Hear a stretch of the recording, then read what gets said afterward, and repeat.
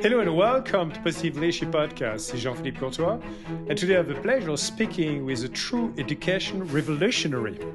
And my guest is a Stanford-trained psychologist turned entrepreneur who co-founded a network of private schools that radically rethink how kids learn using AI and life skills training as core pillars of the model.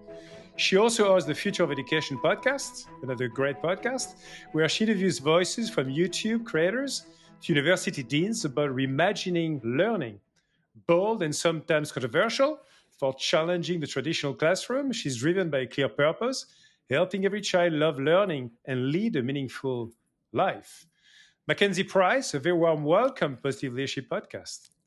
Well, thank you for having me. I'm always excited to talk education. And I will start this off with just one little thing. I did go to Stanford. I don't know that I call myself a Stanford-trained psychologist. What I really am is I am a mom who just saw that something better had to be done around education. So my psychology degree has certainly come in handy over the years. But I think a lot of times when people ask me, like, what was your longtime background in education and children and cognitive development? And my answer is I have two daughters that I just realized needed something better. You're a life learner. We'll talk about that. I think it's super important. So, MacKenzie, actually all the time, I always start with the roots of my guests. Where do they come from? They are bringing. And so can you tell us a bit about your early life?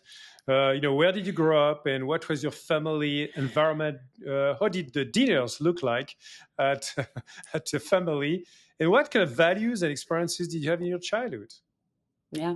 I am a farm girl from North Dakota originally. Yeah. I grew up on a farm. In fact, I would ride my horse to school sometimes and tie my horse up on the playground. And then during recess, we could all go out and ride horses while we were on the break. So it was a very small country school. And my mom and dad were both in North Dakota. They had a very early divorce. But one of the things that my brother and I always say is that our biggest problem in life is that we had too many people who really loved us a lot. So we had time with both my mom and my dad. I will say when I was at my dad's house, I went to school one day and my second grade teacher said that I was sighing a lot. And she said, "MacKenzie, what's the matter?" And I said, "Pizza and ice cream for dinner again tonight. That's all we ever eat when I'm at my dad's house is pizza and ice cream." And she I still know her and she still laughs telling that story. And then when I was in my mom's house in the city, we had a little bit different food, but I did eventually move to Colorado and I spent most of my high school and middle school years in Colorado. And I will tell you one of the things about me, I was very good at school. I knew how to do school well. I knew how to get good grades, but I didn't like school at all. In fact, I hated it. In fact, I would even speak to teachers and I would say, you chose to get a job where you work at school every day? How is that? I really didn't understand. Quite ironically, now I spend the vast majority of my time in school. So it's weird how life works on that. But I often was that student who would raise my hand and say, why do I need to know this information? How is this going to help me in the future? And I didn't see that great connection between the intersection of my passions and my talents. And so that's certainly one of the things that I think about really has formed my opinion. And so much of what I spend my time doing now is just that attitude I had around school. And especially the fact that I didn't like the way that I was motivated to just check the box to get the grade to try to do well without having a deeper meaning. And so that's one of the things that I've really worked to change with the way we interact with our students is help them develop a love of school. So it looks like, because we're going to discuss more about the when and the why of Alpha School, obviously, later in the episode. But at the time when you were a kid, right, did you ask your mom or your dad, say, "Hey, mom, dad, I'm getting bored at school. Would you can I study at home doing some homeschooling, or did you try that?" No, I didn't. And, I think that my parents reaction to my experience is probably the same as most parents' reaction, which is their child was doing very well in school. Yeah. The teachers were always saying that MacKenzie's super bright and she's top of the class and, everything is going well. And so I think so many parents think, well, if my kid is doing well and bringing the A's home on the report cards, then that means everything is fine. Job is done. Yes. Yeah, exactly. And I think that's one of the things that I'm really excited about is I think so many people are waking up to the idea that the 12 years that children spend in school shouldn't just be like what I say of eating your spinach. It's good for you. You may not really like it. You may not understand exactly why it's good for you, but trust us, it is. And so I think that's kind of the attitude. Now, academics was always something that was important in my family. My father had gone to Stanford before me. So it was like one of those things was as long as you're doing well, then it's fine. But one of the things that's interesting in today's day and age is, a report card is no longer a sign of how you're actually doing. And Absolutely. so I think that's one of the things that I definitely noticed. And I wish I had made more connections while I was in school around, hey, here's something I'm really interested in. How could I go and pursue that versus just how do I continue doing well so I can eventually go to Stanford? Wow. Do you have any kind of memories of moments in your, again, early childhood where, in a way, some of the values that define who MacKenzie is today came from? Oh boy, I love looking back at the string of life to see how things formed and what we did. And I know that early on, I was willing to stand up for myself and stand up for other people when I saw something that was an injustice. And that was everything from, taking on a school bully that had been giving my brother a hard time and, giving him a little punch when I was, I think, a first grader, to, again, being willing to stand up to teachers when they weren't treating someone well, which unfortunately sometimes can be the case. And so I think that is one of the things that I always knew that I had to kind of forge a path for what made sense to me. And that's certainly something that I think continued, especially when it was time for my kids to go off to school. So a sense of fairness and justice in a way. I definitely have. And I've also, I will say, I've always been willing to put myself out there. And one of the things I've developed over the last couple of years is a social media following. And my goal with Future of Education is to help parents realize that their kids can do so much more with what they're given during school. But I'm not afraid to do silly dances or make a fool out of myself as part of getting that message out. And I think that was something that if anyone knew me as a kid, they would say that I've always been pretty fearless. Wonderful. So let's talk about another kind of shape of your personality, maybe. In some previous episodes, we heard about how formative experiences can ignite a purpose.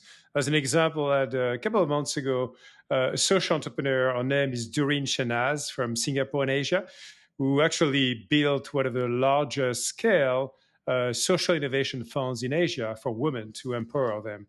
And it was very clear, that she got that passion when she was actually a kid in Bangladesh, post-war, very challenging environment. So in your case, were there any moments, or mentors or people, again, after your childhood, that profoundly influence your worldview on leadership and on education? I believe that when I think about how my worldview was kind of formulated, one of the things that I realized was getting out and experiencing hard work was something that was very important. As I mentioned, I grew up on a farm. My parents very much believed in the value of manual labor, learning how to work hard, learning how to have grit. The other thing that was infused in me from a very early age is that being able to dynamically interact with people from all walks of life was very important. And I needed to be as comfortable and as kind to the person that was digging a ditch at the hog farm with me when I was working as I would be if I were at the Metropolitan, Museum of Art, having a conversation at a gala. And I think that is something that I found to be extraordinarily important, and really what it taught me, the life skills of, grit, being able to do hard things, and most of all, appreciating the opportunities that I was given. I worked every summer at a hog farm. And I remember I came back after college and I was able to see a bunch of employees. And I thought, over the 4 years that I had been at college and all of the experiences I'd studied abroad, I'd traveled, I'd had internships, I'd done investment banking. And I thought of those same people that I had worked with during the summer, had for 6 days a week, they had been doing the same job during all of that time.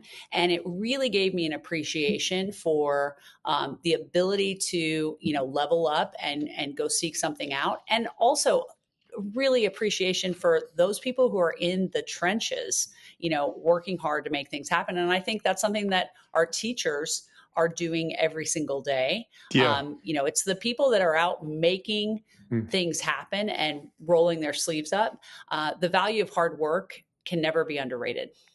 It's a very clear value system from early days in your life. Hard work in the farm, by the way.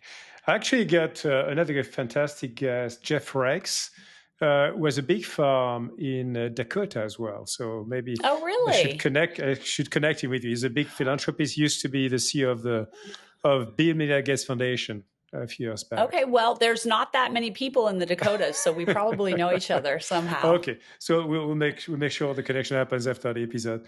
So you made a quick comment about Stanford psychology.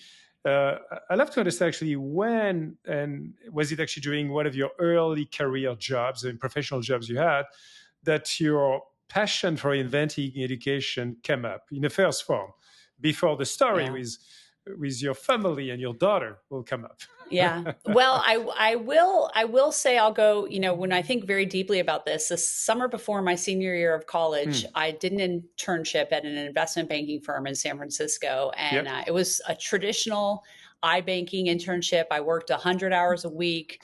It was nonstop. And at the end of the summer, the head of corporate finance, probably someone you've interacted with over the years, took me to lunch and said, let's talk about your job offer for the next year. And I said, oh, you do not have to give me this job offer. I have zero interest in this job offer, because I realized I wanted to have a life. I knew I wanted to have a family someday and be able to spend time with that family. And so I saw the writing on the wall of the investment banking world and realized this is probably not for me. And it's very interesting because I've stayed friends with that woman. Her name is Christina Morgan. I've stayed friends with her over the many years since. And she said, I've used you as an example countless times, which is be clear about your priorities, be clear about how you want to spend your time and what your time is worth, and make those decisions that fit along with that. And so I think that importance that I've always placed on valuing my time is something that has absolutely come out around education, because I think school is a waste of time for so many kids. And I know that's a strange thing to say, because education is the most important thing we can give to children. And yet the vast majority of the time that kids are sitting in school being educated is not time that is well spent. It's not proving effective, in giving them the academic knowledge they need, and it's not giving them the life skills development that they need either. And so that is something that I think from early on was true. And then once I graduated college, I started dabbling in some education endeavors around research. We did some research with Roland Fryer out of Harvard around parent, student, and teacher incentive-based programs. For example, one of the things I thought was so interesting was, if you paid a parent $20 to show up to their parent-teacher conference, the student would often do much better than if they didn't. And I remember thinking, wow, I can't believe that, it takes $20 to get a parent to show up to a parent-teacher conference. Wow. But then it made sense. And Dr. Fryer actually explained that very well, which was you have to understand so many of these parents, they themselves had a horrible experience in school. Yes. So they don't look at school or the teacher as their ally in their kid's life. But if we can get them in a room and they start to realize, oh, we both have our kids' best interests in heart, that changes so many things around how that's done. And so motivation was something that was very clear and very important as well. No, super story, and we'll come back to that, digging into this relationship between parents, teachers, or guides and kids, right, in school. Yeah. No, let's go back to the pivotal moment, I think, of your story. One of the key stories, of course, for you, MacKenzie. In your public interviews, you shared that one of your daughters came home one day, a little bit what you said about yourself as a kid, right? And said, "Mom, school is so boring." So it looks like it was a ha-ha moment for you. And I'd like you to take us back to that moment. What was going through your mind, beyond just responding to your daughter? No, go back to school. I don't want to hear that. What happened? Yeah. Well, my oldest daughter, when she said that to me, it was about halfway through her second grade school year. And so we had been at the school for, about 2.5 years. And during that time, I had made many, many overtures to try to create some more personalized learning experiences for not just my daughter, but for kids in the classroom as well. And every single time I was sort of met with not resistance in the classical way, but more of a empathetic ambivalence. We can't really do anything about this. And, she had lovely, wonderful teachers throughout that school period. But the challenge that these teachers were having was, okay, we've got 20 kids, in addition to your daughter, and give me some time to be able to understand where all the kids are and then figure out how to personalize, from there. And it just never really worked very well. So I had gotten increasingly more frustrated. And, during that time, I would be talking to other moms at the school who had kids my daughter's ages. And I would say, doesn't this bother you? And they'd kind of look at me just like my mom and dad from early on and say, well, what? Our kids are doing great. They're really bright. They're top of the class. What else do you expect? They're doing very well. And that answer just didn't sit with me. And I would just I felt like I was beating my head against the wall of like, there's got to be something better. So on that day when my daughter, who is a very goody two shoes, very, disciplined, good girl. When she said, I don't want to go to school tomorrow, school is boring, I realized, okay, in 2.5 years, this system has taken a kid who is tailor-made to do everything that is asked of her and has wiped that passion away. And I did see myself in that. And I just realized life is too short to steal this time from her and make her sit there and be bored.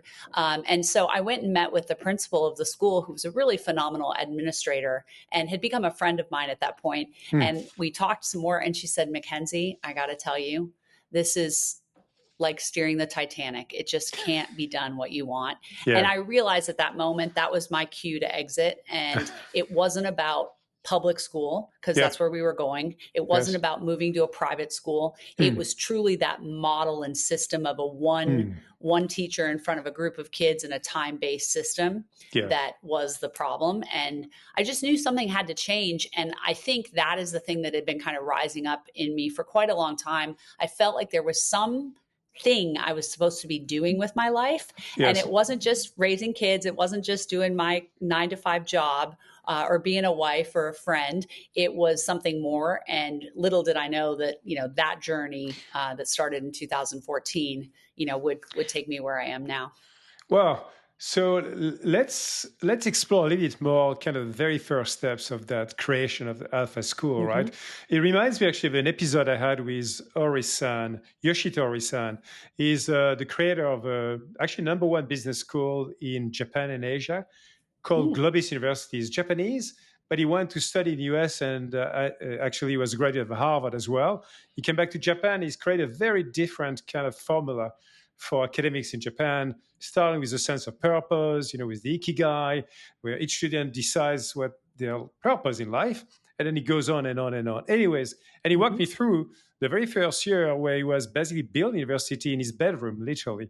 So where was it for you? The garage, the bedroom, or somewhere else? Oh, it's so funny you should say that. So Yeah. what happened was I was connected with a gentleman named Brian who was a parent himself of 3 kids, and he had been doing work. He'd been a lifelong entrepreneur, but then he'd gotten some training from an Acton Academy, which was also started in Austin, Texas, which is where we lived. And I met with him, and I'll tell you one of the things about him, he is a Jedi warrior when it comes to connecting and motivating kids. Kids absolutely love him. And so he and I teamed up together, and we rented a house. Yeah. And this house was our school. It was 16 kids, 2 of his, 2 of mine. And then we found some other families that were actually willing to be part of the guinea pig experience. What age, actually? What age? So the kids were between 1st grade and 6th grade. Oh, okay. So let's say about 6 years old to 11 or 12. 11, yes. And it was actually very funny because this house, we called the launch room was technically the master bedroom. And I would sometimes make the mistake of, oh, where are the kids? Are they in the bedroom? And my co-founder, Brian, would say, it's the launch room, MacKenzie. Please. It's not the bedroom. We can't say it's a bedroom. It's not a bedroom. And so it was funny. But in those early days, it was very common that parents would come to school at the end of the day and say, okay, where's my kid? And we'd say, I think we saw some kids are sitting up in a bathtub, and you'd go into the bathroom and there'd be 3 kids sitting in a bathtub on their laptops working. And we're like, they seem to like this spot. And, it's very interesting because all of these years later, there's, hundreds of kids at our schools. My daughters still look back on those first couple of years in that house as some of their fondest memories when it was very much a ragtag thing. And, the other thing that, was there's so many differences from, those early days until now. But what was similar is we knew that kids could learn at their own pace by using adaptive apps. So AI technology was not even something I was aware of. Yeah, I wasn't studied in that. But we knew that kids didn't need to spend all day doing academics. We also knew that we wanted to focus on helping kids develop life skills. And in that first year, we focused really hard on entrepreneurship, financial literacy, and public speaking. And for example, the very first week of school, the kids did a week-long boys versus girls lemonade war, where they had to see who could make the most in net profit, over a period of time. And it was a very exciting week because at first the boys took a really strong lead ahead because they were able to produce so much more because they were willing to use garden hose water to create their lemonade. The problem was they got very few repeat customers because the lemonade wasn't actually very good. And so the girls realized that it's worth it to go make the lemonade in with the kitchen sink water and bring it out. They also, of course, learned things like, were they volume pricing, or were they going for a higher quality thing? And so, there were a lot of things that still hold true today with the philosophy of what our schools do. And it, started with 16 kids in a house and has grown to around the country. So wonderful insights and wonderful kind of success stories early on. What about the biggest mistake you did in these first, second years of Alpha School? Because we all make mistakes when we start a new business. There is no question that our school, when it first started, really was a guinea pig experience. And so the customer service from a parent perspective was certainly not there. In fact, my family, my children are the only students that, graduated from that inaugural class. Really? Many families would peel off, over time because they just either their kids would grow out of the system because we weren't keeping up fast enough with as kids were getting older. And, it's one thing to say, hey, we're going to experiment. My husband and I said this, our 3rd and 1st graders, if it's not working, we can have them back in their old school in a day. Now, you wouldn't feel that way when it gets to be middle school and high school. It starts to have higher stakes. Right. So that was one thing. And then there were a lot of times there were so many ups and downs. For example, real estate was and actually continues to be a very big challenge for us. It's hard to find a place that is zoned and affordable and in the right location for a school. And so it's funny, my oldest daughter, who when she graduated high school in 2024, she said, well, I sort of went to 2 different schools, but if you count all of the different places Alpha was at over the years, it was more like 8 different schools. In fact, there was one period of time where one of the moms at our school hosted school at her house for 2 weeks. And then we finally moved into our permanent building and we couldn't go in the building because we didn't have fire safety done yet. So we literally had to have school in the parking garage. So there were a lot of things like that, again, a lot of parents aren't comfortable with those things. And even now in 2025, as we've got, thousands of students that are using our model, we've got years of history to show performance. It still points to that fundamental challenge that parents are very nervous to take their most valuable, their children, life, and say, am I going to take my child out of what's known, what the familiar is, what I grew up experiencing, and put them into something different? And one of the things that we believe at Alpha is it's our job to help educate parents on a lot of things around this to help them get comfortable. It's one of the reasons that I am so appreciative of my founding families in each of the different cities, because they are taking a step to say, you know what, I believe that education can be better. I believe that, the way that Alpha is doing it is the right way to go forward. And I'm willing to stand up to my friends at a cocktail party and say, yeah, I've got my kids in that school, that uses AI that's totally different from anything we did. And those were things that, a lot of people didn't have quite the stomach for back in those early days. Yeah. Exciting story, MacKenzie. So fast forward to today, Alpha School is unlike any school most of us grew up in, for sure, including in France, in my case. I've heard you humorously describe the start of an Alpha Day as Tony Robbins for kids, right? For listeners who don't know who Tony Robbins is, because I've got listeners across the globe, he is a best-selling personal development author, Unlimited Power book, and a life coach, very famous in the US, actually beyond as well. So to set the stage again for our listeners, MacKenzie, could you walk us through what a typical day is like for an Alpha student? Starting in the morning, I arrive in a school, what happens? Alpha is a full day school experience. So it's not online programming. It's not homeschool. It's a full day school. So kids are dropped off in the morning. They're with other kids their same age. And they start out the day with what we call a limitless launch. This is a 15-minute exercise that's done with a group where often they're doing some sort of physical challenge. It might be an obstacle course. It might be some sort of a puzzle where they have to see who can build the tallest tower. Something that they're working on that's challenging and kind of gets their blood going in the morning. It's also a time when our teachers, we call them guides, are teaching some sort of growth mindset principle that they are going to be able to then take into the rest of their day. So we start every day with this get excited kind of group activity that helps them get really fired up to go into the next period of time. Then at that point, they go into what we call our 2-hour learning block.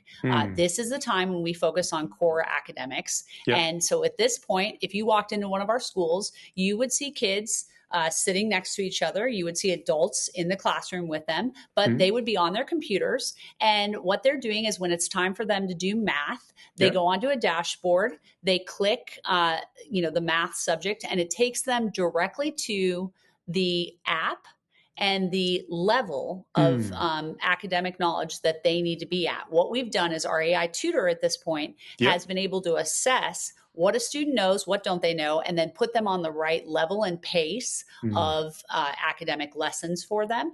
And so then what the child is doing during that time is they're spending basically 25 minutes in each of the core subjects, working at their own pace.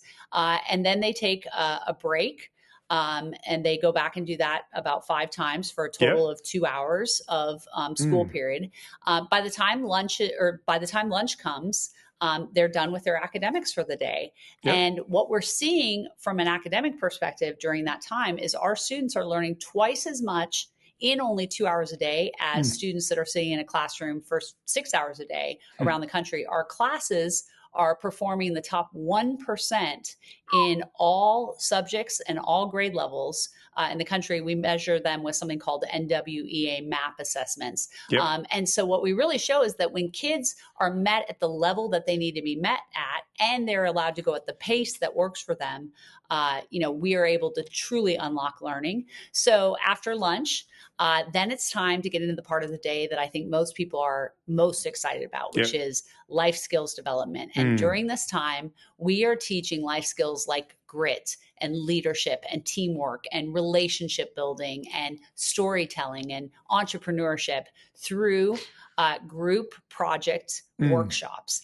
And so our students can be doing all kinds of things from building businesses to, learning how to, hunt, learning how to, do archery and build fires and outdoor activities, to participating in physical challenges, giving and receiving feedback, all kinds of different experiences. And at the end of the school day, what we find is our kids get in the car at the end of the school day and they love school. They're excited about what they're doing, how they're spending their time, and they're connected to the goals that they have for themselves academically, as well as what they're working on.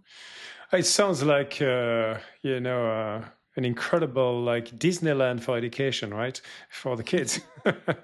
Well, it's funny you say Disneyland because one of the things that I think can often be mistaken is, our first commitment is that kids will love school. And when you think about what love school, what does that really mean? And what it doesn't mean is it doesn't mean that every day is a day of Disneyland. There are many days when kids are going to fail. They're going to be challenged. They're going to do something really hard. They're going to be in a major debate. Something's going to happen. But what we fundamentally kind of locked in on is how do you get kids passionate and engaged? Yes. Because even on those hard days, you can love something, when it's hard. And the other thing to note, we don't say that kids will love learning. We say kids will love school, because when we build an environment where kids are so excited to show up, then that actually enables us to help them do the hard things, right? Yeah. And sometimes, learning to read is hard, but knowing how to read is really exciting and fun, right? Getting to 99th percentile in math is hard, but being 99th percentile and realizing, wow, I am capable. I can do anything I set my mind to. And it's not about how smart I am or how good I am at a subject. It's really about putting the time and the effort in. Yeah. Those are the things that are so magical that just completely change the way a kid sees themselves. Yeah. So I've got so many follow-up questions, obviously, MacKenzie, to get into more detailed specifics. I will start with one about, the concept of a classroom is, to me, a group of 20, 25, sometimes in some country, 30 kids together. You talked about going solo in the morning with your AI tutor and then doing workshop with how many kids? Do you have a concept of a cohort somehow coming together, or is it actually fluid?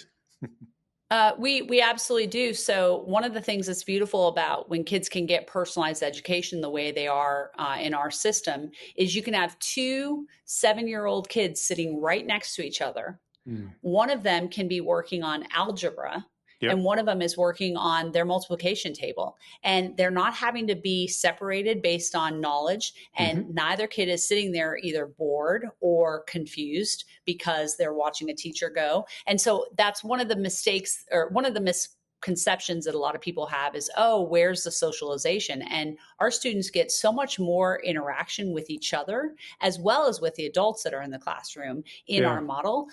So kids are able to, be in cohorts with similar age kids. There's no world where a kid has to march up to a classroom, 3 grades higher, or worse, be told, you got to just chill out because you're learning too fast or you're too advanced, which is what unfortunately happens in traditional schools. And then the other thing is that our kids are getting, about 90 minutes a day of just unstructured outdoor playtime. So they get so much more opportunity to connect. And I think fundamentally, the other thing that people often ask is they think, well, gosh, a kid looking at a screen to do their academic work compared to being in a group classroom with a teacher at the front of the room.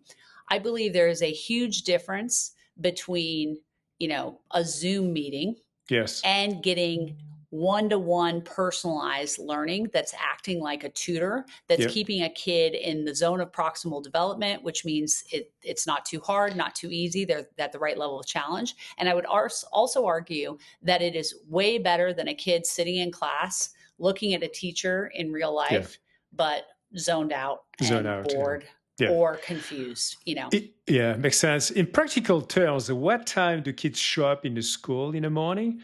And what time do they leave? We've got a big debate in my home country, right? In France, we have many debates with the government anyway, big issues. But when it comes to education, it's about, we have a system where kids have to start early in the morning at 8. And many people are saying this is actually pretty bad because the cognitive system of kids, even actually teenagers, is not actually working at its best at this time. And of course, we love longer hours, in school, and kids will leave at 4, 5, 6 p.m., which is crazy. So what is your philosophy in terms of time cycles for a kid in your Alpha school? Yeah, there is so much that goes into what school is. And one of the things school is it is a daycare facility. It's a place where parents need their kids to be dropped off for that time. And so our school day goes from 8:45 to 3:30. It is a full school day. However, when our kids are finished with school, there's no homework to do extra stuff at night. And, you compare that to a traditional school where they've either taken the approach of saddling their kids with hours of homework at night, or, as you mentioned in France, a lot of times schools are taking the approach of, well, if we want our kids to have better learning outcomes, we just got to get them in class longer, right? And so I was talking to the head of a very successful charter school in the United States, and they start school at 7:30. And their kids are done at 5 p.m. Wow. And that's how they kind of do that. Now, our approach is the exact opposite, which is I believe that it is a travesty to make kids spend, the majority of their day sitting in a desk learning, academics when it can be done so much more efficiently. That said, we're not sending the kids home to just play on the streets during the rest of the day. There's all these other things that you can do besides, just cramming math and science down their throat. And so I think that's what we've shown is that in 2 hours of academic time, we get so much more done than schools that are spending 6+ hours on it. And then we're still using the rest of that school day to develop these other skills. No, it's very exciting. Let's continue to peel the onion. Listening to your approach, MacKenzie, I can't help but think of some classic educational pioneers. And over a century ago, someone I'm sure you know really well, Maria Montessori, emphasized that children are inherently curious and capable of self-directed learning. And that education should encourage independence and a love for learning. Montessori saw the child as an active explorer who learns best through self-direction and hands-on experience. Alpha seems to embody that spirit, but in a very modern, tech-enabled way. So how does actually Alpha reinterpret, maybe, that's my interpretation, by the way, that principle of student autonomy in an AI-driven environment? In other words, how do you give kids actually freedom to explore and take charge of their own learning when much of it is happening through software, actually, but not only? Yeah. Maria Montessori was a very wise woman, and I think she's absolutely right. Every child is born curious and enthusiastic and interested in going out and exploring the world. And in fact, enthusiasm is highest for students as kindergartners. It goes down every year until, their 11th grade year, which, in the US is about 17 years old, when they finally start to see a way out of their predicament of school. And our goal at Alpha is to build an environment that helps unlock kids' potential. And part of that is making sure that they are motivated and connected to basically meet high standards. We believe all kids can be 99th percentile in kindergarten through 8th grade, subjects, right? You may not go and get your PhD in astrophysics from MIT, but you can absolutely crush 8th grade science, right? And so we believe that it is so important that we give kids the academic knowledge that they need to become great critical thinkers. It's critical that, that you have knowledge upon which to draw from as you're going out and making, thoughts and plans in the world, and then adding adding to it the life skills development that helps bring this all together is so important. And we borrowed a lot of ideas from the Montessori method. The challenge with Montessori over time is that as kids get older, sometimes the rigor of the academics goes down because it's just it's not been able to be implemented in a true fashion. And actually, one of the things we did, we started a school this past fall. It's called Montessorium, and it's really taking Montessori principles on top of our time back learning platform and combining those things. And so we opened the first school in Austin, Texas this year. And it's really kind of the best of both worlds. We often are calling our model is Montessori with rigor. And we tend to attract a lot of people who are fans of the Montessori model because they see so many similarities in what we're doing. And then, of course, as you mentioned, the big difference is we have thrust the school model into the modern day age by allowing technology to do what it can do such a great job of, which is very precisely and accurately assess and then create these personalized learning experiences. Yeah, just to build on that, actually, another hallmark of Montessori school is the so-called prepared environment, a classroom carefully designed with materials, sometimes cubes and very physical elements, right, of discovery. So, and very tactile as well, very tactile learning. You touch things and you do things actually as kids. So at Alpha, can you give us actually a picture of this prepared environment? What does it look like, between algorithm, dashboard, digital content? Do they take place of wooden blocks and bit chains as well? Yeah. Well, if you walk into one of our kindergarten or first grade classrooms, what you're going to see is kind of like the coolest looking school environment you've ever seen, with comfortable spaces. You'll see some kids who might be sitting at a table with their computer during their learning time. Other kids might be in a little fort with their computers, or sitting on a comfy beanbag, something like that. But the other thing that is so important is that it's critical to make sure that everything that's being learned on the screen is also being connected in kind of real life. So you'll see our kids are doing math, and then they've got cubes or blocks or markers that they're using to actually count and learn these things. One of the things that we have in our schools is called a check chart. And it's basically a series of individual challenges that students need to be able to accomplish in order to move up to the next grade level.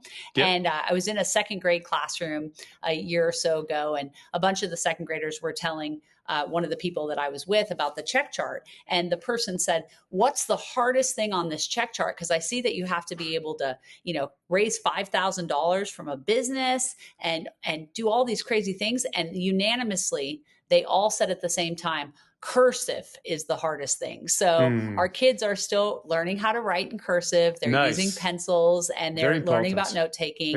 Yeah, all of those things. And so what's really happening is we're able to combine the best of both worlds. The other thing you see, especially at the younger age level, is that our teachers have time to focus on one-to-one experiences. So every kid gets daily one-to-one reading time with their teacher. That's something that's so hard to do in a traditional classroom, where you've got some kids who, have, never seen the alphabet, and others who are already reading chapter books.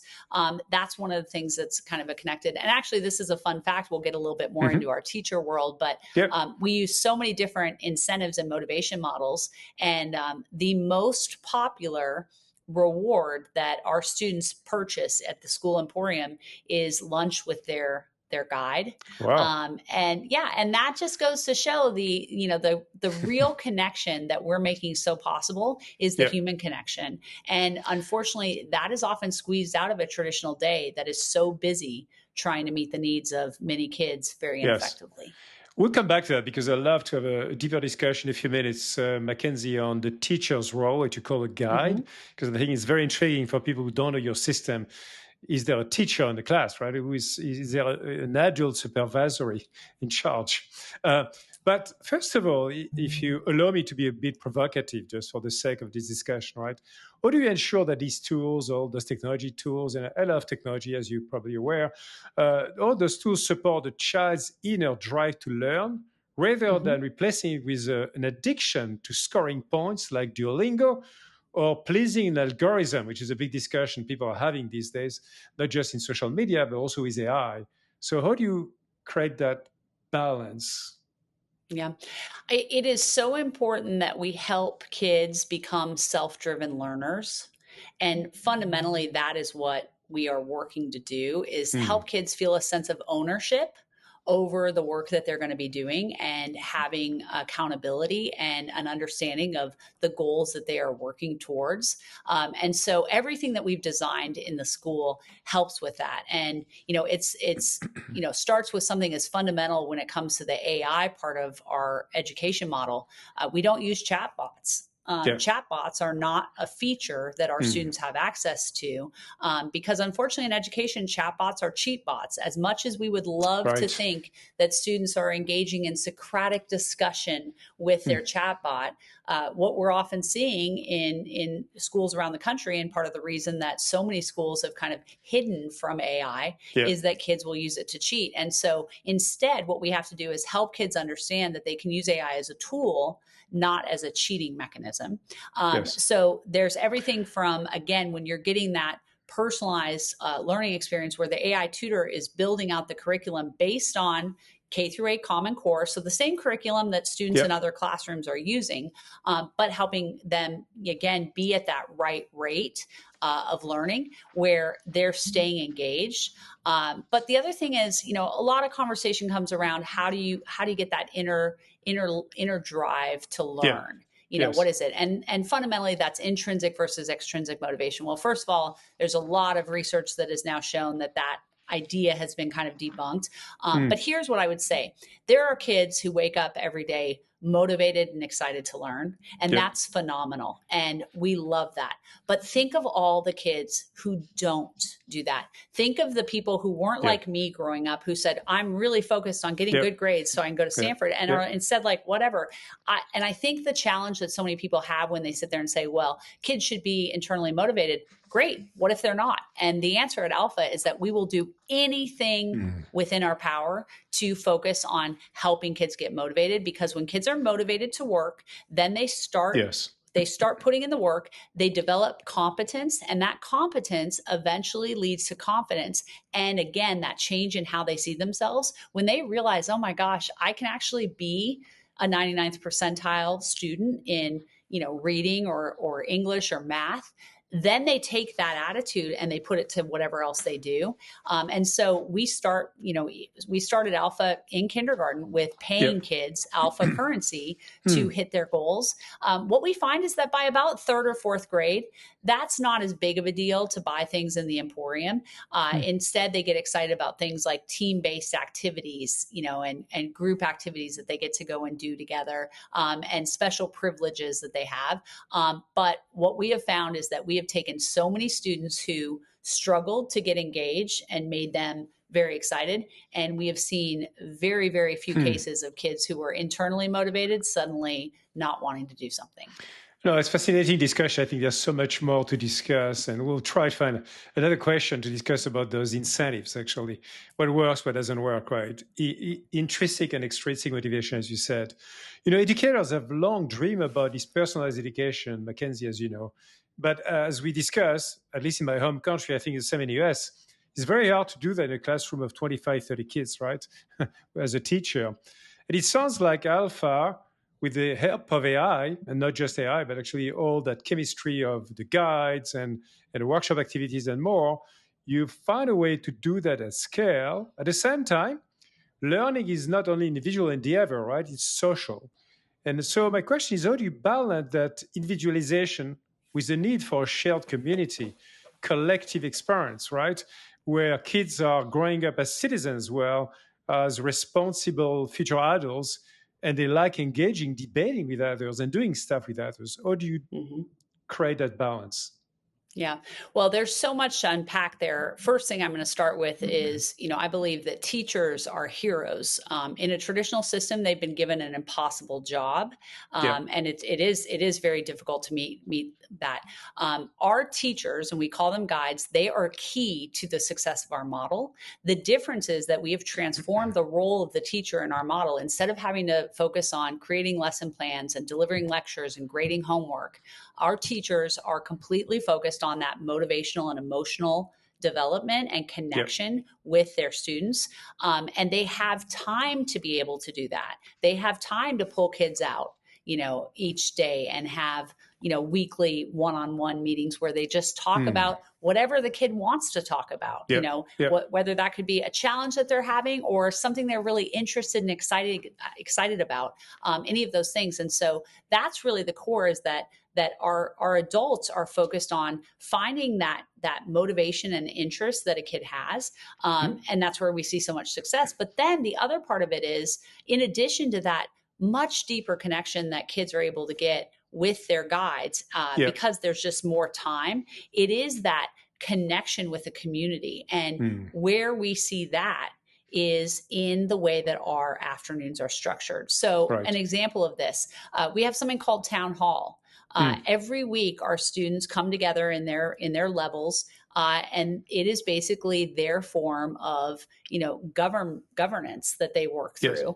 And so they could have a really, passionate topic like, we believe that everyone should have to wear shoes in school all the time, or we believe that we should have certain rules around the Gaga pit, of what we're doing, whatever it is that the kids want to come through. And what we find is that when kids have a sense of ownership over their community and their culture, they raise themselves and each other to a higher standard.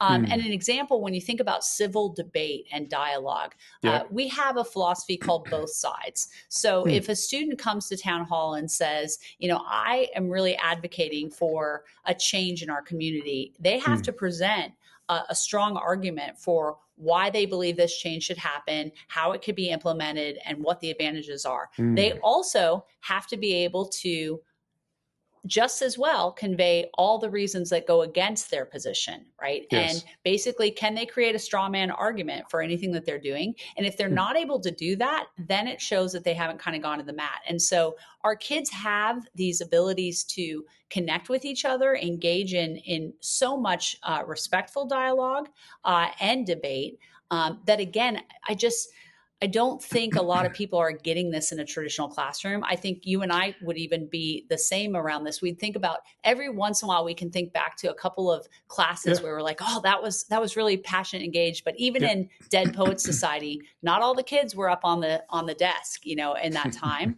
And whereas our kids are getting so much more opportunity to interact with each other and to, work on team projects, do hard things. I had a student who was 5 years old, came up to me and a prospective family at school one day, and he said, "Can I tell you about my favorite workshop that I've done so far?" And I said, "Sure, go ahead and tell us about it." And he said, "Well, the workshop that I loved was a self-driving car coding workshop where we had to take a car and we had to code it in order to follow a series of directions. So it had to do things like stop at a stop sign, go when a light turned green, go from the grocery store to the hospital on this large map that was in, the main school area, all of those things." And the parents asked this boy, they said, "So how old are you?" He said, "I'm 5 years old." And they said, "You're 5 years old and you learned to code?" And he said, "Yes, I use Python and we learned to code." And they said, "That's amazing." He says, "Well, yes, but that's not really what I was learning. What I was really learning was teamwork and communication, because I had two partners on my team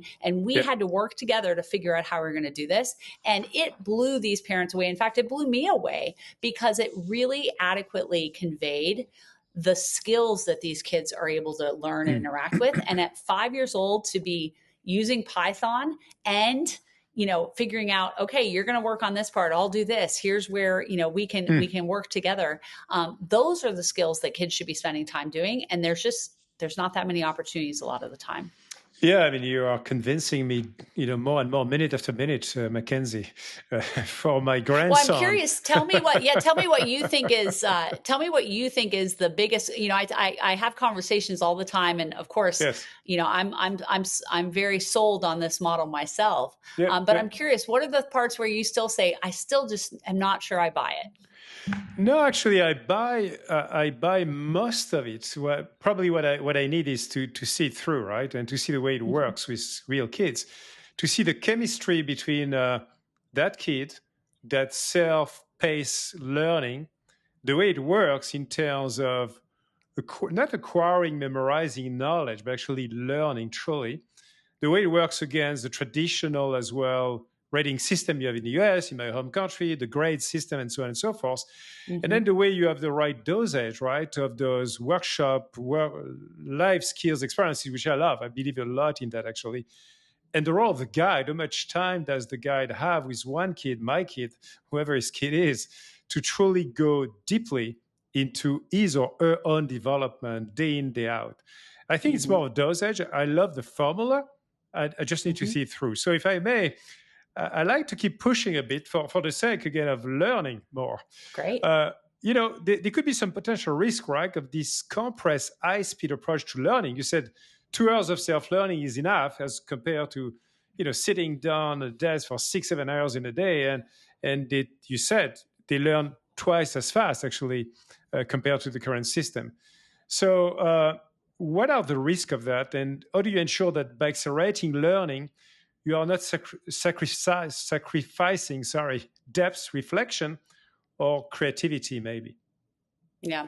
I don't think we are sacrificing creativity in the least, because if you look fundamentally at the results we're getting to show, that kids are learning twice as much in this time. And, learning science has known for 40 years that the best way for a student to learn is in a one-to-one mastery-based tutoring experience. The worst way for kids to learn and for learning science principles to be implemented is in a one teacher in front of a classroom model. And that's part of the reason where you just see the results. So when you think about depth of knowledge, I do think that as much as people hate the idea of what can a standardized test tell you, I can guarantee you a kid who does well on a standardized test knows more math than a kid who doesn't do well on a standardized test.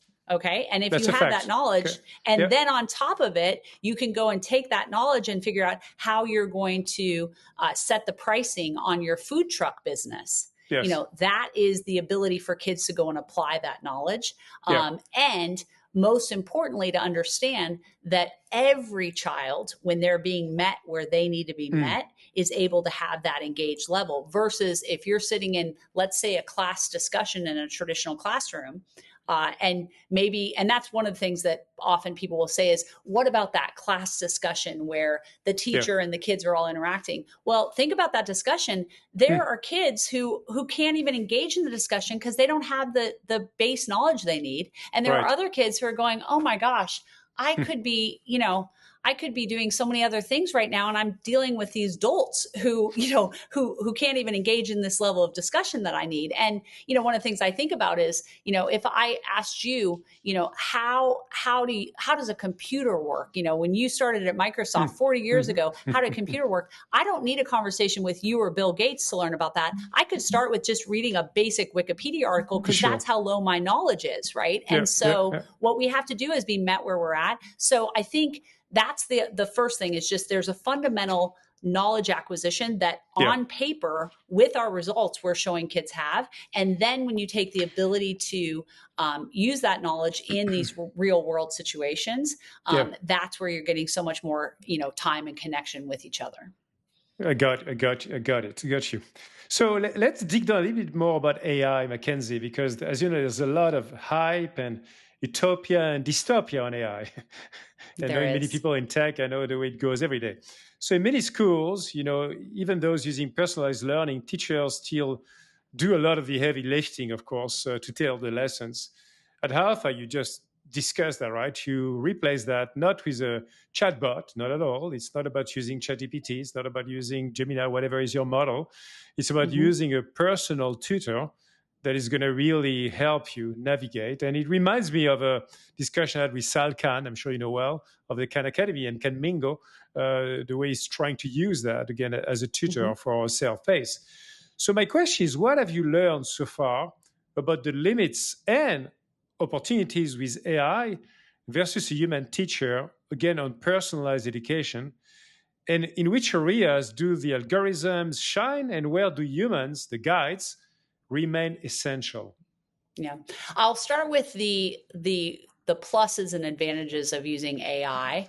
I think that, again, it's so phenomenal at delivering knowledge at the pace and level that a student needs and being able to precisely assess. I think just like the invention of the microscope Yep. To biology was hugely impactful. The invention of AI used in education is going to take us into the next stratosphere of what is possible when it comes to learning science. And so that's one of the things that's really helpful to be able to do. We are just getting started on how exciting that is going to be. For example, AI is going to be able to create more and more dynamic content based on how a student is learning and reacting to material. So, for example, if you, Jean-Philippe, only need 5 reps of a concept to be able to master that concept, you should not have to sit through 10. And if I need 15 reps of that same concept, I shouldn't only get 10. I should do that 15. And it's going to be able to do that. It's also able to take interests that a student has and overlay that on top of the knowledge. We're just seeing that early on right now. We've got an app that is actually available to the public. If you go to teachtales.com, you can download it for free. And it is a reading app that helps kids be inspired to love reading. Now, there's a difference between learning to read and learning to love to read. This is tackling that second part, which is learning to love to read. And so we can take a story and suddenly fit it to your interests and the things you like to do, and you get to be the main character. And it's delivered at the Lexile level, the reading level that is not too hard and not too easy, that's ensuring that you're getting better and better at reading. That's an example of something that is so exciting, and we're just at the beginning of what AI is capable of doing. I believe, that right now, we're having kids, learning twice as much in 2 hours a day. We're constantly seeing, as our AI tools get better and better, the amount that kids are learning is going up and the time it's taking is going down. Now, I think there'll be a point, if I come out with 1 hour learning, I think people are going to say that's simply too little, so I think 2 hours is going to be the base level on that.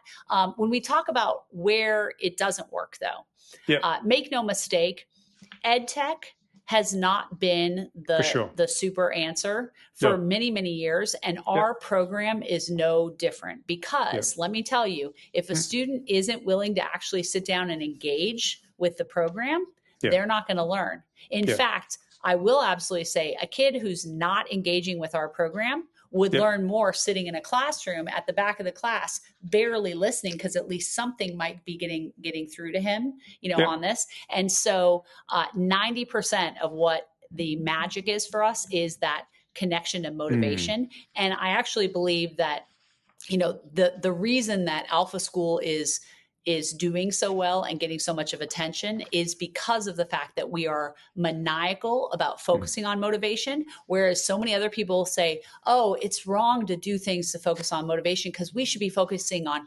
inherent motivation. And, kids should just want to be motivated. And that's the reason that nothing's worked. And so, and we can give you an example of that. I can give you an example of that. We launched our homeschool program. This past year and a half ago, and we weren't getting the 2x learning results that we were seeing in our schools. And the reason is because we didn't have our guides there creating motivational models. We didn't have the kids helping each other in terms of holding each other to high standards and saying, hey, let's all do well on this. And so we had to build a lot of things into that system. Now, I think it will get better. And there's actually something we're working on that is very exciting that I think is going to well combine motivation as well as independent learning, at home, that'll come out on this. But humans are central to the success of this model. And the teacher in a school, I can tell you, will never be replaced. I would never want to drop my grandchildren off in a school that has no adults in the building. But what I think teachers and parents and administrators need to understand is that the role of the teacher, it's time to change. And here's what they shouldn't do is take AI and use it as a bandage and continue in the same model. It is finally time for this model to be retired and instead focus on this. Love it. And my very last question on the teacher's role, not the last question for the podcast yet, is, Montessori said the greatest sign of success for a teacher is to be able to say, the children are now actually working as if I did not exist. So with the Alpha Schools, I think you redefine brilliantly what the teacher role is. You call them the guides. And if I'm not mistaken as well, we didn't discuss that, I think they are paid well above the teacher national average salary, right, in the US. So what is, at the end of the day, MacKenzie, what is the purpose of your guide? What is she doing day in and day out? And how do you assess their success? And how much do you pay them? Yeah. The whole package. I believe teachers should be very well paid, and I think it's a travesty that they aren't well paid now. I think if they were, we would get a lot better quality. We would attract more talent, and I think that it's simply deserved by so many of the people who are out there doing good work. In our schools, we pay our guides a minimum of 6 figures. Yep. It just depends on, by city and location, cost of living, but they're all making at least $100,000 a year, which is important. The role of the guide is to help deliver the 3 commitments, which is love of school, learning twice as much in 2 hours a day, and developing life skills. And the way that they do that is, first of all, get to know kids, get to know them well, understand what makes them tick, what gets them excited, what are they interested in when they're challenged, what are the things they say to themselves, and how can we help them incorporate growth mindset tools into that thing. So, if you're a guide who's got a kid who maybe comes in not loving school, it's like, all right, what do we do to help them get excited and love school? When we think about the learning 2X in 2 hours commitment, if a student is not engaging in a way that is going to deliver the results, then it's the guide's job to figure out, okay, what is the motivation button that I can push, and how can I help a kid get connected on that? And then, of course, learning life skills, our guides spend time developing and then running and facilitating the workshops in the afternoon. How they're judged also, we are extraordinarily child-centric in our model. Everything comes down to what are we delivering to these kids, and how are we delivering it? And so we survey, and one of the survey questions we ask is, every 6 weeks, do you love school? Yes or no? We get about 95% of our students say they love school. And so we say, okay, well, how can we be even better? And so we take it a step further. Would you rather go to school or go on vacation? That's a little bit of a harder bargain. That's a big trade-off to make. And I will tell you, it does depend on what the vacation is that the parents have planned. Sometimes Disneyland. We get anywhere between about, it's usually about 40 to 60% of our students say they would rather go to school than vacation. Wow. In fact, I got multiple texts this week from parents who said, it was Thanksgiving in the United States, and they said, and the only problem was my kid said, why do we have to have school off for the week? Why can't we be in school, for the week? But that's one of the things that we survey. The other thing we survey when it comes to guides is at the younger levels, we ask, do you love your guide? Yes or no? And then as students get older, we ask this question. Every adult would say they have 1 or 2 teachers who changed their life. Do you believe your guide is that person for you? Wow. And I think that's a pretty tall order. And I will tell you, our guides do extraordinarily well. Generally, they're above 90% yes on that answer. Yep. And when you think about it again in the larger context and the experience that you and I probably had, I can tell you I had 2 teachers that I believe changed my life. My 6th grade teacher and my high school business teacher were 2 teachers that changed my life. But think of how many teachers I interacted with over the years, you know, and how much time teachers have to really connect. And so if you can imagine that in a student at Alpha that, 90% of the time they're saying this guide is changing my life. That is a pretty amazing bar. One thing that also is a little bit more difficult, though, at our school model is if a guide is not delivering those results, they will not last in our school. And so guides are very attracted to our school, I think, because they really have the opportunity to make that positive impact on kids that I think every educator gets into school to do. They are paid well, but just like for our kids, we expect high standards and high support. We absolutely believe the same for our guides. Super. Stepping back a little bit, MacKenzie, from the mechanics, I'd like to go back to the bigger why. You said before, again, that the world simply demands a new approach to schooling. And why could not a traditional school meet that need? I mean, you mentioned, of course, all the constraints that a traditional school has. So in your own words, what problem is Alpha really trying to solve in education? And why now? And what is your North Star?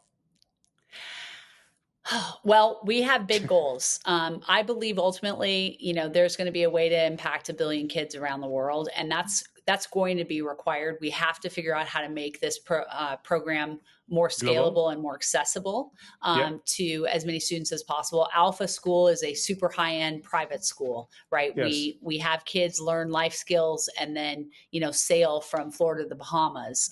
We've got kids who are working on a climbing and sailing workshop that's teaching them teamwork and adaptability, and they'll be climbing off the Amalfi Coast later this year. Yeah. So that's super high-end experience, but obviously we need to figure out how we're going to help more and more students. So what we're doing is continuing to build more models of schools at lower price points, trying to be an example in the public sphere. If or when they decide that they want to try more, we want to be able to be helpful in that endeavor. And so I believe that, we have to help kids get better outcomes. Yes. A third of students in the United States are doing math or reading at grade level. That's not acceptable. And of course, it makes sense, though, which is if you have holes in your academic knowledge, it's very hard to go and learn more subjects, right? The worst time to be learning fractions is in algebra, and the worst time to be learning algebra is in your chemistry class, right? And so we have to go back and fill holes for students in order to help them be successful. The other thing, if you think of this on a greater level, in the age of AI, it's causing people to fundamentally reassess the question of what is the point of school and education? If AI knows everything, what are adults supposed to do? What are people supposed to do? And I believe that AI is very good at knowing the black and white of what's out there in knowledge, but it's not good at operating in the gray zone, the human frontier. And that's what we need to equip our people to be able to go do, is have the knowledge that they need to then build upon that and be able to create and collaborate and go and expand the limits of human knowledge. And up until now, those are PhD levels that are actually creating new knowledge. I believe now younger and younger people are going to be able to do that. Now, again, what's critical about that is if you try to go create new knowledge without facts in your head, in AI, that's called hallucinations, right? Yes, and so exactly. we can't allow our people to do the same thing. So we have to make sure that kids are able to learn and master knowledge in order to go develop. And as you're well aware, because you were such a major pioneer in this movement and saw it yourself, most of the jobs that our young people are going to be doing do not exist yet. And instead of, just being trained to go do a typical, work job, we have to make sure kids are creative and communicative and that they know how to be dynamic, and they need those life skills in order to be successful. Absolutely. And so that's the goal I have. This started with my own two daughters, and it has grown and grown from there. And I truly believe it's my life's purpose that is education. Fundamentally, human potential is our greatest resource that we have. Yes. And it starts with education. We need to unleash it, every child in the world. So it brings us to the very last couple of questions on positive leadership, of course, which is the heart of this podcast, MacKenzie. We talk a lot about positive leadership skills such as self-awareness, empathy, a sense of purpose, communicating positively, being purpose-led, collaborating together to build a change and positive impact in society as well. It reminds me actually of someone I'm sure you know, John Dewey, educational philosopher in the US, who believed that the ultimate aim of education is to create good citizens and human beings, not just good test takers. And for our listeners, John Dewey was a leading voice of progressive education, arguing that students learn best through experiences, cooperation, problem solving, rather than just pure memorization. So it looks like you are on the same goal. So my question is, what kind of human beings do you hope Alpha's graduates become? And if we meet an Alpha alum 10, 20 years from now, what kind of personal qualities, values, or maybe positive leaders would we find in him or her as an Alpha outcome? Oh boy, not a lot of responsibility on our shoulders, is there? Yeah. Let's see.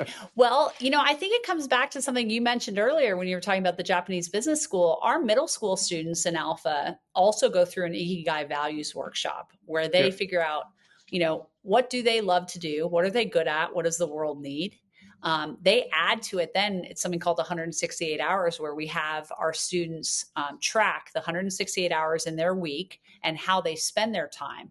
And, that's an exercise that all of us are well served to do, because we can say we have certain priorities and desires and interests and goals. And then we can look and say, oh my goodness, I spend too much time on Netflix, or whatever it is that I'm doing.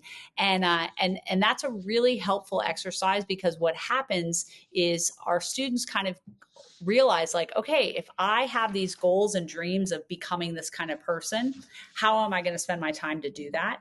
And fundamentally, I believe that all people crave to be creators and contributors to the world. In traditional school, the role that we've given young people has made it very easy for them to fall into the consumer role. They become consumers, and that's why they're scrolling TikTok endlessly, and they're just playing hours and upon hours of video games. And we have to help them develop a sense of being able to create.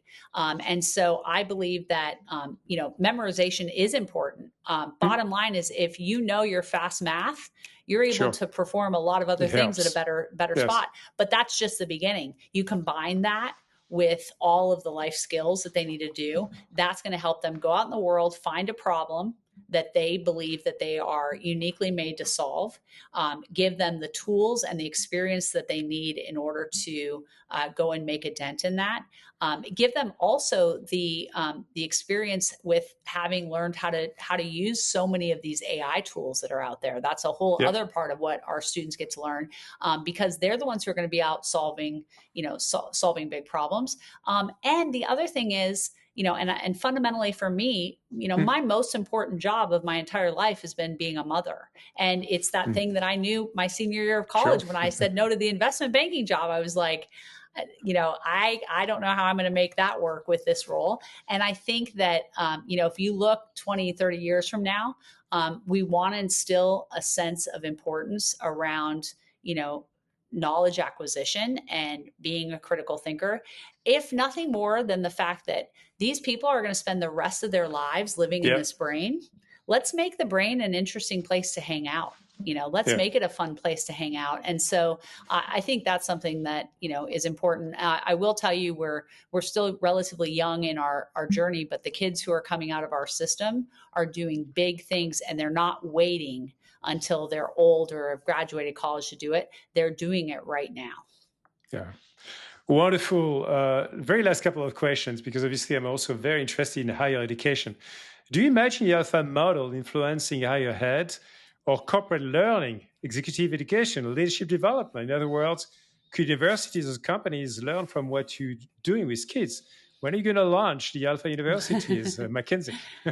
I will say Alpha University has come up more than a couple of times. We have some students who are thinking about launching it themselves, and we've had so much interest from higher ed institutions. I think a perfect example of sitting in a 100 level lecture, with a couple hundred kids. And a professor who doesn't really want to be there teaching that same subject, a million times. They want to be instead focused on research and working at higher levels. I think that there are so many places that this model could be used for that, because what it would do at the university level is allow students to get all of that base knowledge work through, and then spend more time in those smaller seminar discussion-based classes where they're out developing new information. So I believe that could work. I've got enough to chew on right now with K through 12 education. I can imagine. So yes. that isn't quite what it is. And then I think also workforce training, it's even more important, because guess what? As people get older, the gaps in their knowledge and the difference is so much bigger. In fact, my co-founder, Brian, who is such an incredibly great expert with kids, he taught in a community college as well. And what he found there in this community college, he had homeless people taking his course. He had people who were working on their prerequisites for nursing school, and he had people who were taking this for work. Such a varying level. What he did with all of them, he put them on apps, because he's like, I've got people from age 18 to age 58 who are in my course. So I think it becomes even more important, because, you can imagine a bunch of kindergartners in a room, their level of knowledge variation is this much. Adults, it's huge. Yes. And there's so many places that I think workforce training could be really helped. Yeah, so really my last couple reflective questions about the future, actually. As you look at Okay. the powerful forces reshaping childhood today, right, from AI to automation to mental health crisis as well, social media, and the climate emergency as well, if positive purpose-led education models like Alpha became the norm tomorrow rather than exception, by 2035, what would a young person's life look like? How would it change the way they learn, they relate to technology, they engage with communities, and eventually show up as leaders in the world? I mean, I have a very utopian view of this that I really think is possible. I Yeah. believe that in the next 5 years, every kid is going to have one of these in their hand that has all of the knowledge in the world available to them. And what it's going to need is it's going to need to be able to figure out how to motivate them to go and learn and develop that knowledge. I think one of the ways that we do that is we give them their most valuable resource, which is time back to do things they love. And when we can set up an environment where kids are held to high standards because we truly believe in them and their ability to do well when they are using this kind of platform, and develop these life skills, I think we're going to see, a change in mental health outcomes. I think one of the things that's so important, you think about how many kids don't have the home life that they need where they feel supported. It's even more important what the adult at school Yeah. plays in their life, in that Yes. situation. And so freeing up time for adults to be able to focus on that connection is so important, because that's going to be what helps. And, without falling into a complete philosophical tornado, Yeah. I just think that educating kids better and focusing on their emotional and motivational connection is super important. It's only going to lead to better outcomes. I believe in that a lot as well, actually, MacKenzie, in terms of the sanity of the world for the future. And finally, if you had to leave our listeners, especially parents, educators, leaders who are all listening on my podcast, with 3 concrete positive leadership practices that you have, that you do, that you apply every day as a leader of Alpha School, right? What would they be?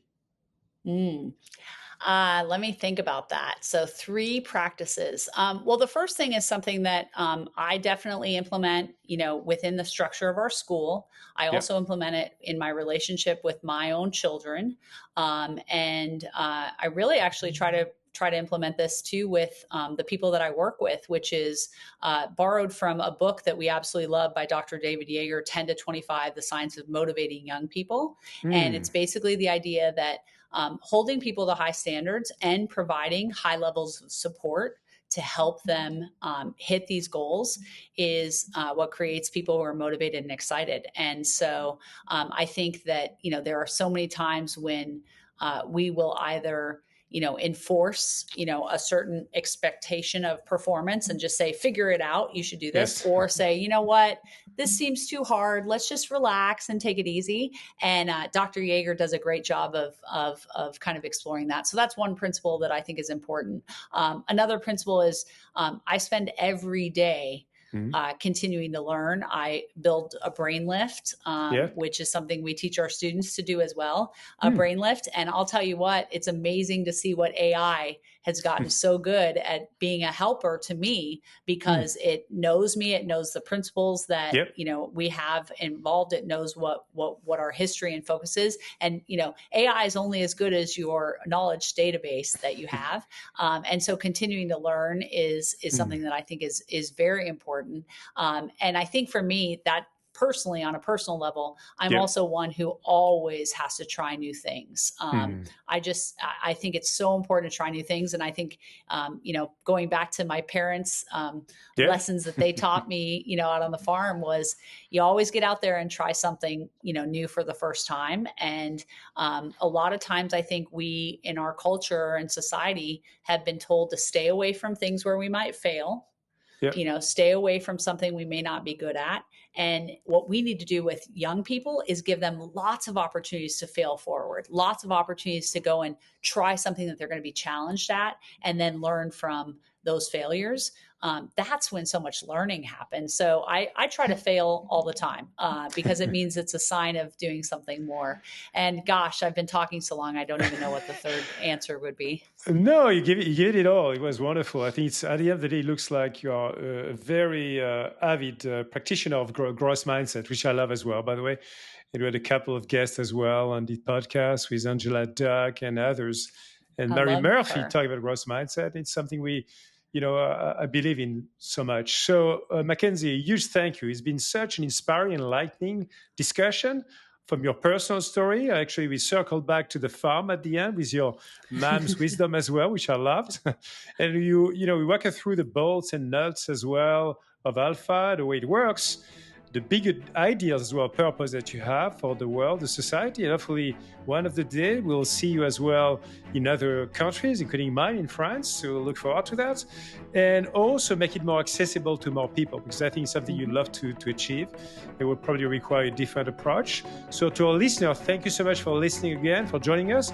I hope you enjoyed the conversation as much as I did. And so please, if this is the case, share your excitement with your friends, leave a 5-star rating. Yes, don't be shy on the app. Stay tuned and take care. Thank you so much again, MacKenzie. Wonderful episode. Thank you.